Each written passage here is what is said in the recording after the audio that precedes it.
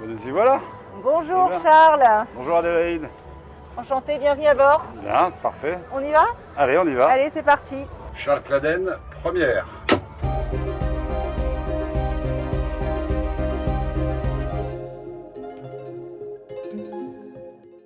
Quel souvenir, vous, qui avez été brestois un certain temps, même si vous étiez embarqué pour toute l'émission à bord de l'Abeille, vous avez de ces fêtes maritimes à Brest? Oui, mais ça fait 34 ans, donc j'ai fait toutes les fêtes. Et moi, c'est la joie. La joie de voir le public, les enfants se promener, puis les marins partager les vire-vire sur l'eau. C'est tout un ensemble, c'est assez émouvant. Et j'avoue que là, donc depuis la dernière fête que j'ai fait, donc c'est 2016, et j'étais heureux de retrouver Brest avec cet esprit-là. Oui, parce que 8 ans, c'est vrai que c'est long, 8 ans sans Ouais, fête ouais, maritime. ouais. Première fête en 1992, vous êtes arrivé juste après, vous, en ce qui vous concerne, donc sur l'Abeille. Vous vous souvenez en tout cas de l'engouement et puis la surprise qu'il y a pu y avoir à l'époque à voir ces premières fêtes arriver à Brest? Ah, complètement, hein. Je me souviens avec Jacques Esquerrois, Anne Burla, l'amiral Stéphane, qui à l'époque était directeur de la direction des ports de la Marine nationale, qui a donné un formidable coup de main. Les dockers, parce que tout le monde était concerné, hein, Jean-Pierre Burel. Non, c'était vraiment quelque chose de très fort. Et puis la présence de la marine, qui heureusement il n'y avait pas de ponton, je me souviendrai toujours, c'est la marine qui avait amené tous les pontons, la municipalité qui avait tout organisé. Donc c'était quelque chose de passionnant. On dit toujours que c'était un virage important pour le patrimoine maritime parce que c'est aussi l'une des premières fois où tous ces corps de métier que vous évoquez, hein, que ce soit la marine nationale, la marine marchande, et puis on va parler de votre parcours parce que finalement ça recoupe pas mal ça, se sont mis ensemble pour que ça marche. Voilà, quand ça marche, on avait la marine de plaisance, la marine nationale, la marine marchande, les pêcheurs, faut pas les oublier, les navires de recherche aussi, et puis la 5e marine, la plus importante, la marine des sauveteurs, avec la SNSM, qui d'entrée patrouillait partout dans les bassins. Non, c'était quelque chose. Alors vous, Charles Claden, connu aussi sous le nom de Carlos, vous avez vraiment marqué les Bretons, les Brestois, les Finistériens, donc durant toutes ces années commandement à bord de l'Abeille Flandre et puis de l'Abeille Bourbon ensuite. En tout cas, votre parcours, il aurait pu, à un moment, vous avez dû faire un choix finalement entre, vous auriez très bien pu partir sur de la plaisance à voile, en tout cas et puis il y a eu un choix à faire. Comment vous avez fait votre choix? Non, mais j'ai fait de la plaisance. Moi, j'ai commencé dans la marine marchande, sur les bateaux de commerce. Je faisais la ligne d'Amérique du Sud, Brésil, et puis après, il y a eu la grande crise. Et dès 1976, j'étais sur les navires, les grands voiliers de propriétaires. Enfin, d'abord avec Alain Collat sur le Club Méditerranée, le premier Club Méditerranée. Et ensuite, j'ai commandé différents navires de propriétaires. Vous étiez à bord du Bel Espoir aussi, voilà, avec le pour le Père service Jaouen. militaire avec le Père Jaouen pendant Ouais. 1 an et demi. Et à la sortie du Bel Espoir, j'avais gagné le Tour de France à la voile, à cette époque-là avec Dunkerque.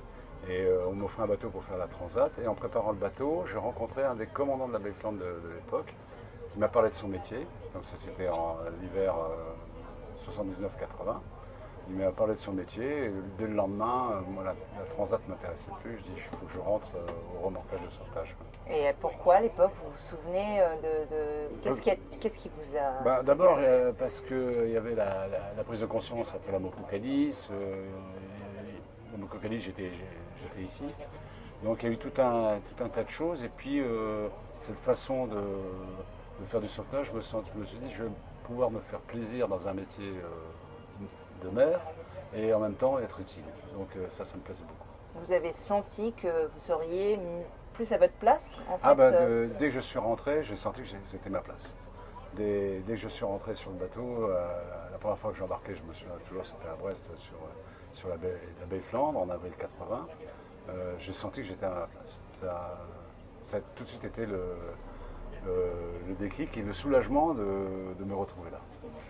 on est quelque part, il y a beaucoup de similitudes, hein, j'imagine, de toute façon, qu'on parle des embarquements donc en marine marchande ou même sur un équipage en voilier où il y a la notion justement d'équipe et vous étiez sur un poste de commandement. elle est essentielle. Ah oui, s'il n'y a pas d'équipe, le bateau en soi n'est qu'un outil, quoi. Donc il faut vraiment une équipe autour de là, et c'est elle qui va faire fonctionner le bateau et qui va nous amener dans le bien ou qui peut nous amener aussi dans le mauvais, quoi. Les moments, vous diriez aujourd'hui, ça fait plus de 10 ans maintenant, 10 ans que vous avez arrêté. Les moments, on connaît tous évidemment l'Erika, mais les moments qui ont marqué votre carrière, Charles, ça va être quoi? Non, c'est bon, on en parlait l'autre jour avec Jean Bulot quand il y a eu l'Alcor. Moi j'étais lieutenant, donc c'est vrai que c'était un sauvetage d'un chalutier dans des conditions avec 18 mètres de creux. Moi, j'étais sur la plage arrière, vous imaginez des immeubles de 5 étages qui vous arrivent dessus. Après, j'étais second capitaine. Ensuite, c'est le sauvetage du Sopot, un cargo mixte polonais qui avait chaviré au large de sang. On travaillait d'abord, nous on avait force 10 de nuit, des creux de 10 à 12 mètres. Et on avait été envoyé en soutien uniquement. C'était les hélicoptères de l'envergue de la 32F de la Marine nationale qui étaient intervenus. Et il y avait tellement de mouvements de plateforme que le plongeur au bout de son treuil, le bateau lui était retombé dessus, il avait été blessé. Donc les hélicoptères n'avaient pas pu achever la récupération des naufragés. Moi je me souviens, j'étais second capitaine et j'avais dit au commandant, de toute façon le bateau peut chavirer d'un instant à l'autre, parce qu'on voyait la nuit dans les projecteurs tous les passagers, tout le monde qui était réfugié. C'était une image poignante. Le bateau avait déjà pratiquement 35 de Vojit. Et j'ai dit, bon écoute, il faut absolument qu'on tente quelque chose. Moi je suis d'accord pour aller en Zodiac. Mais à l'époque, ce n'était pas les Zodiacs de maintenant, c'était les vieux Zodiac gris, vous savez, avec le plancher qui se démonte à peu près. Et il y a une condition, c'est qu'on me trouve un bateau pour m'accompagner à chaque voyage, pour éventuellement nous récupérer. Et la mer était tellement en furie que la baie de l'Empole était barrée. Le canot de sauvetage de Ouessant ne pouvait pas apparier, c'était impossible. Et c'est un bateau de pêche de l'Otudi, le Pomone. J'ai fait 4 voyages où je récupérais 4 personnes à chaque fois. Le Pomone qui nous accompagnait durant à chaque voyage. Donc c'est bien l'exemple de la solidarité des gens de mer. Vous êtes allé voir, j'imagine, vous allez peut-être le faire, vos amis de la baie Bourbon depuis votre arrivée à Brest. Je suis passé les voir. Ouais. Quand vous discutez, vous échangez avec eux, finalement, est-ce qu'il y a beaucoup de choses qui ont changé? Non, c'est comme si c'était hier. Hein. Quand on parle entre nous. Bon, surtout, de toute façon, là, je vais retrouver les derniers anciens qui sont là. Et c'est comme si on s'était quitté la veille, quoi. Il n'y a rien de changé. Il n'y a rien qui change. Ouais. En tout cas, maintenant, vous êtes un peu loin. Oui. Pas de regret donc là-dessus. Non. Puis il faut, vous savez, si on reste, si j'étais resté sur place, on se prend un peu pour le propriétaire de l'abeille.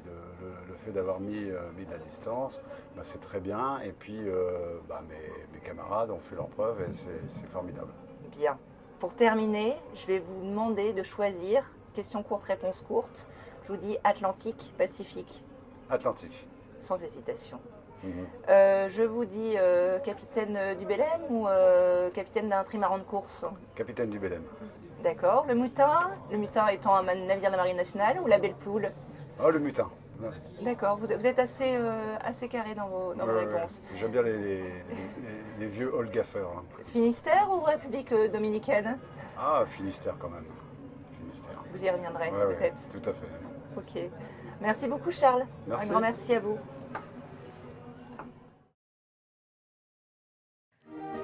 Revivez les fêtes maritimes Brest 2024 ce samedi dans Littoral.